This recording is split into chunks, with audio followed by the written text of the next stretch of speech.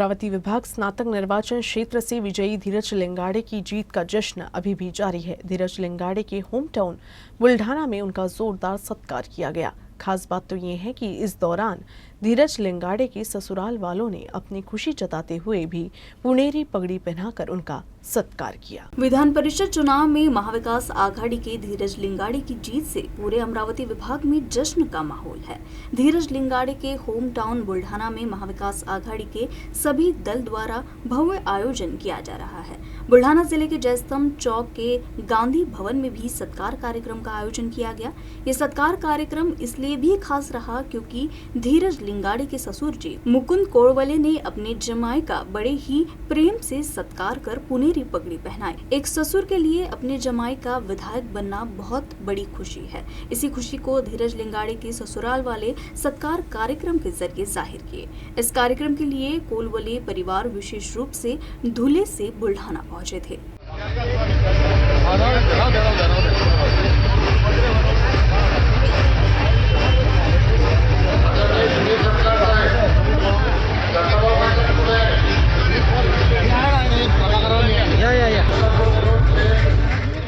मी धुळ्याहून आलेलो आहे। मी धुळे जिल्हा काँग्रेस कमिटीचा उपाध्यक्ष आहे। माझे जावई धीरज लिंगाड़े हे खूप चुरशीच्या निवडणुकीत चांगल्या मतांनी निवडून आले। त्यांचं अभिनंदन करण्यासाठी मी इथं आलेलो आहे। त्यांना आम्ही पुणेरी पगडी घालून त्यांचा सत्कार केला। माझ्यासोबत माझा चिरंजीव स्ट्रक्चर इंजिनियर धीरज लिंगाड़े उपस्थित आहेत। घरकुल के विशेष कार्यक्रम में 2 दिनों में 208 घरकुलों के नक्शे स्वीकृत किए गए। इस कार्यक्रम में 122 गुंठेवाड़ी प्रकल्प नियमानुसार किए गए हैं। इस विशेष कार्यक्रम को मिल रही प्रतिक्रिया को देखते हुए नगर पालिका प्रशासन ने इसे 3 दिन और बढ़ा दिया है। प्रधानमंत्री आवास योजना के स्वीकृत आवासों के प्रस्तावों में कुछ त्रुटियां पाई गई है, जिसके कारण ये प्रकरण कई वर्षों से लंबित है। इन्हीं गलतियों को सुधारने के लिए इस कार्यक्रम का आयोजन किया गया। 2 दिन में 509 घरकुल लाभार्थी कार्यक्रम में पहुंचे और त्रुटियां पूरी की।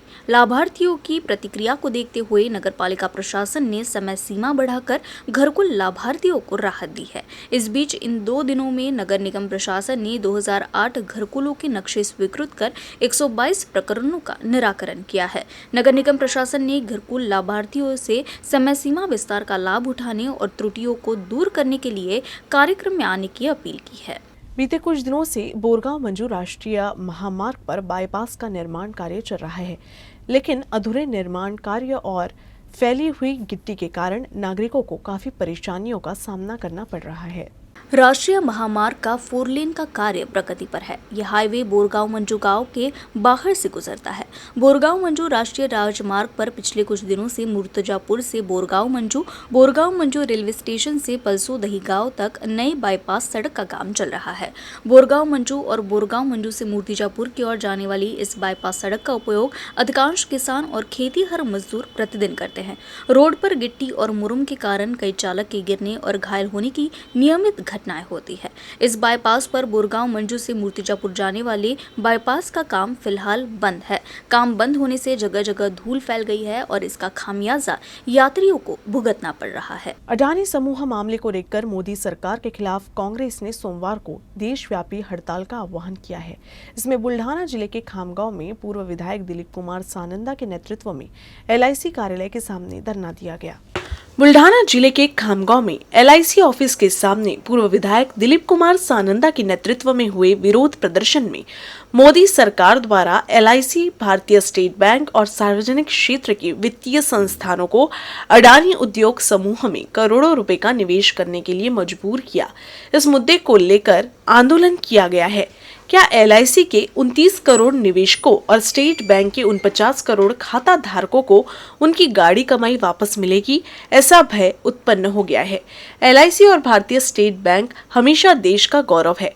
आम मध्यम वर्ग, मजदूर वर्ग, छोटे कारोबारियों ने अपनी गाड़ी कमाई इन वित्तीय संस्थानों में लगाई है, लेकिन मोदी सरकार ने जबरन ये पैसा अडानी की कंपनी में लगाया है। अडानी समूह के कुप्रबंधन के कारण LIC के 39 करोड़ पॉलिसी धारकों और निवेशकों को 33,000 करोड़ रुपए का नुकसान हुआ है और भारतीय स्टेट बैंक और अन्य बैंकों ने कुल 80,000 करोड़ रुपए का ऋण दिया है। अडानी समूह में वित्तीय कुप्रबंधन को उजागर करने वाली हिडनबर्ग रिपोर्ट की जांच एक संयुक्त संसदीय समिति द्वारा या सर्वोच्च न्यायालय के मुख्य न्यायाधीश की देखरेख में की जानी चाहिए। भारतीय राष्ट्रीय कांग्रेस की ओर से आंदोलन किया गया, जिसमें मांग की गई कि सरकार LIC, भारतीय स्टेट बैंक और अन्य सरकारी वित्तीय संस्थानों द्वारा अडानी समूह में किए गए बड़े निवेश पर चर्चा करे और निवेशकों के पैसे की सुरक्षा के लिए उचित निर्णय ले।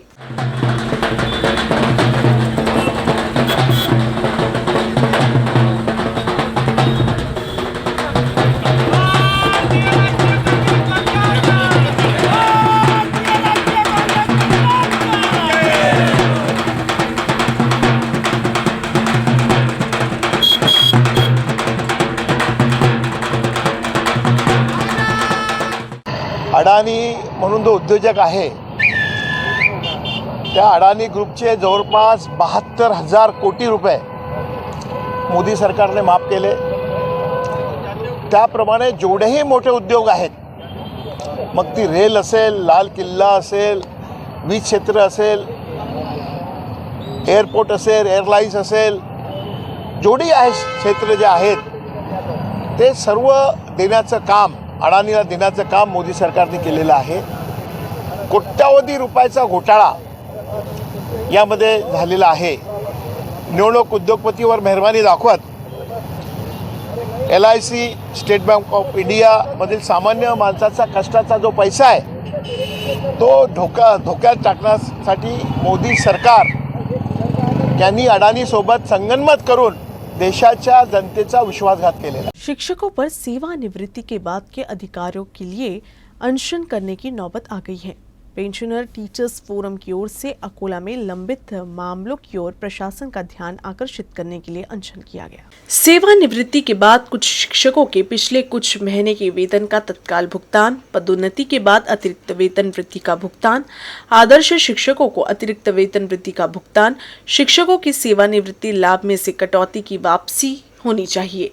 MSCIT प्रमाण पत्र, भविष्य निधि का प्रावधान के साथ 14 मांगों को लेकर सेवानिवृत्त शिक्षकों ने आंदोलन किया। सेवानिवृत्त प्राथमिक शिक्षकों के संगठन नवगठित पेंशनर टीचर्स फोरम ने पूर्व में शिक्षकों की समस्या के समाधान के लिए प्रशासन को कई निवेदन दिए हैं।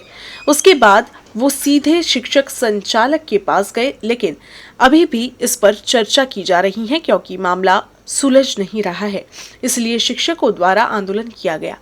फोरम ने मांग की है कि प्रशासन हमारी समस्याओं पर जल्द ध्यान दे।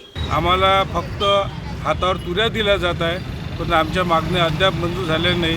त्याकरिता आम्ही शिक्षण संचालक महाराष्ट्र राज्य पूर्ण गोसावी साहेबांना निवेदन दिले, शिक्षण आयुक्तांना दिलेलं आहे, मुख्यमंत्री, उपमुख्यमंत्री आणि स्थानिक सर्व प्रतिनिधींना आम्ही निवेदन दिलेलं आहे। आमची एकच मागणी आहे की म्हातार वयामध्ये आमच्या ज्या अडचणी असतात, मुलींचे लग्न आहेत, काही आमचे शेतीचे व्यवहार झाले, प्लॉटिंगचे व्यवहार झाले, मकान बांधकाम आहेत, सगळे आमचे आता कामं स्थगित असल्यामुळे आम्हाला आमचा जो हक्क आहे, आमचा जो आर्थिक बाबी आहेत त्या त्वरित शासनानं सोडवाव्या अशी आमची सगळ्यांची इच्छा आहे। विश्वविख्यात कजरिया टाइल्स का इटर्निटी बुटीक शोरूम विभिन्न प्रकार की आधुनिक टाइल्स और सेरेमिक के साथ माहेश्वरी टाइल्स और सैनिटरी इंडस्ट्रियल एस्टेट अकोला में उपलब्ध होगा। नागपुर के बाद अकोला में GM कजरिया सिरामिक लिमिटेड का ये टाइल्स शोरूम खुल रहा है। कजरिया इटर्निटी बुटीक के मार्केटिंग हेड नागेश पाटिल की मौजूदगी में इस शोरूम के बारे में जानकारी दी। माहेश्वरी टाइल्स 2019 से ग्राहक सेवा में कार्यरत है और इस ब्रांड ने लोगों के बीच विश्वास बनाया है। इसी कड़ी में अब माहेश्वरी टाइल्स एंड सैनिटरी द्वारा कजरिया इटर्निटी बुटीक बुधवार से शुरू हो रहा है।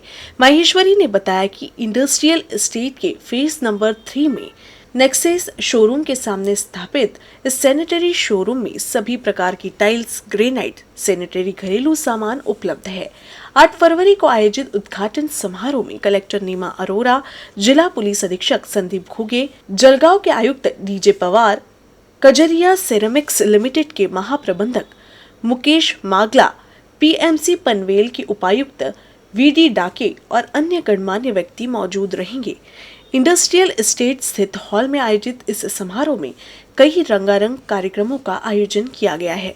शुभारंभ होने से पहले ही 700 ग्राहक पंजीकृत हो चुके हैं और इस समारोह में विभिन्न जिलों के ग्राहक और नागरिक उपस्थित रहेंगे। शोरूम के सिद्धार्थ माहेश्वरी, लिटिल स्टार मोहित माहेश्वरी, योगेश तावरे, अब्दुल इरफान, आयुष शर्मा, आयुष वाघोले, विक्की धोत्रे, सचिन दामोदर, विकास शामस्कर, अतुल तायडे, शेख इमरान, अमित कालवे, शेख एजाज, श्याम शर्मा, ब्रिजेश शर्मा, विनोद पटेल समेत तमाम अधिकारी कर्मचारी बड़ी मेहनत कर रहे हैं। फेब्रुवारी 8, 2023ला कजारिया बुटीकचं उद्घाटन आहे। तसेच आमच्या मायशी टाईल्सचं सुद्धा इनॉग्रेशन आहे, कारण की करोनामुळे आम्हाला उद्घाटन घेता आलेलं नाही आहे।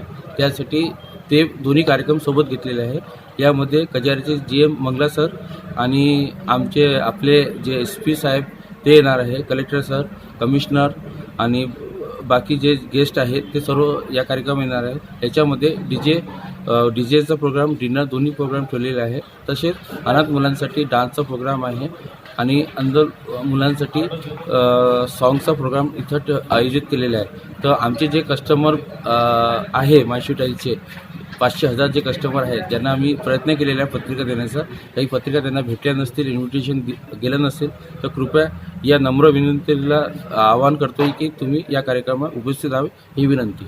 भारतीय संस्कृति में त्योहारों के दौरान घर घर में विभिन्न देवी देवताओं की मूर्तियों की स्थापना कर उनका विधि विधान से विसर्जन किया जाता है, लेकिन कुछ नागरिक इन देवताओं को बिना विसर्जन के खुले स्थानों या पेड़ों के नीचे रखते हैं। समय के साथ ये मूर्तियां खंडित हो जाती हैं। इस तरह की खंडित मूर्तियों को विसर्जित करने का कार्य अस्तित्व फाउंडेशन द्वारा पंजाबराव देशमुख कृषि विश्वविद्यालय और गुरुडी रोड क्षेत्र में किया गया। पेड़ों के नीचे और खुले स्थानों से खंडित मूर्तियों को एकत्रित किया गया और उनका विधिवत विसर्जन किया गया। इस परिसर में कुल 480 मूर्तियां और 54 फोटो मिले, जिनका विसर्जन किया गया। बालापुर विधानसभा क्षेत्र के विधायक नितिन देशमुख ने इस पहल की सराहना की। इस पहल में अस्तित्व फाउंडेशन के अधिकारी Gaurav Maurya, Piyush Khandare, Gunjan Hinge, Nilesh Mahsani, eco warriors of Astitva Akola प्रमुख संकल्प गाजघाटे शामिल थे। पहल का संचालन एडवोकेट राहुल चितलांगे व सुमित मनवानी ने किया। शिव स्मारक समिति के सदस्य तुषार जायले भी इस गतिविधि में भाग लिए। इस गतिविधि पर परिसर के नागरिकों ने अच्छी प्रतिक्रिया दी। POP आयडल कलेक्शन ड्राईव्ह घेतलेली आहे, ज्यामध्ये खंडित झालेल्या मूर्त्या त्या आम्ही गोळा करून त्यांचं विधिवत विसर्जन करायचं कार्य हाती घेतलं आहे। तर यामध्ये आम्हाला 300 ते 400 मूर्त्या सापडल्या, ज्या कुठेतरी खंडित झाल्या होत्या किंवा झाडामागे कोणीतरी टाकून सोडून गेलेल्या आहेत। आपण याकडे लक्ष दिलं पाहिजे, कारण की ज्या मूर्त्यांची आपण पूजा करतो त्याची विटंबना करणं योग्य नाही। तर आपण याची काळजी घेतली पाहिजे आणि मातींच्या मूर्त्या आपल्या घरामध्ये बसवल्या पाहिजे। आज अस्तित्व फाउंडेशनच्या माध्यमाने आम्ही सगळेजण मिळून देवी देवतांच्या खंडित मूर्तीचे विधिवत विसर्जन करण्यासाठी इथे जमा झालो आहे।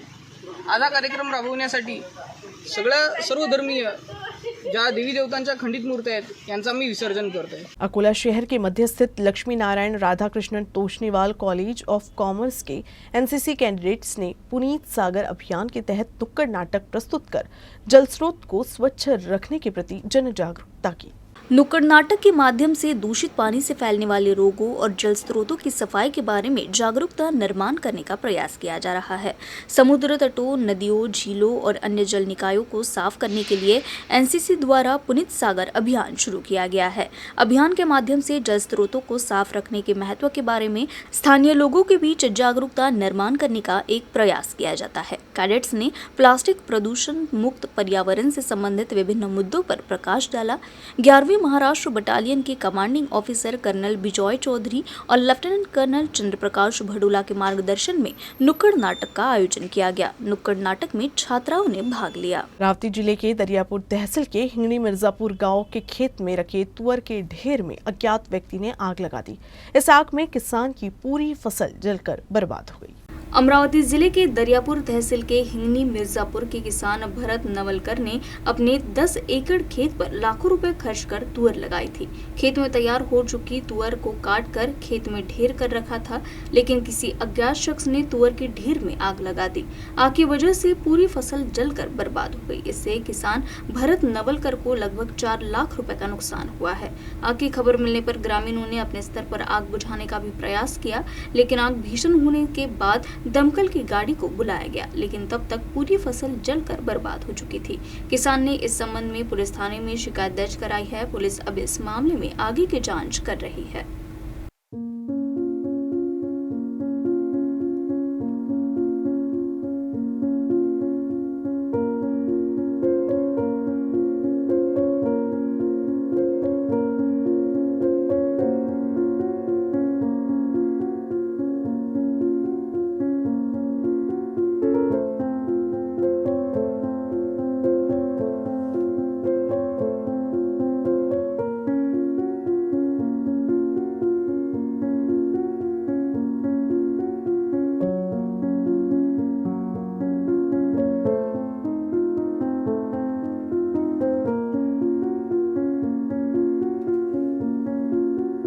न्यूज रूम से बस इतना ही। खबरों का सिलसिला यूं ही चलता रहेगा। आप देखते रहिएगा UCN न्यूज अकोला।